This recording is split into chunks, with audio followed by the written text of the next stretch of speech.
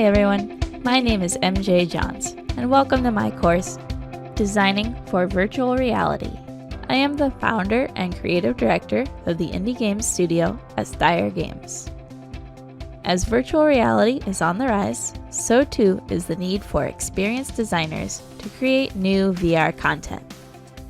In this course, we are going to cover the design and production side of VR development.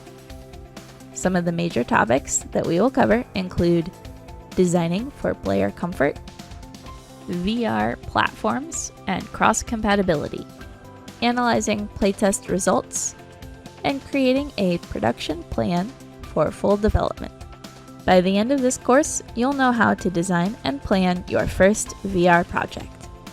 Before beginning this course, you should be familiar with the basics of the Unity game engine. I hope you'll join me on this journey to learn more about VR with the Designing for Virtual Reality course at Pluralsight.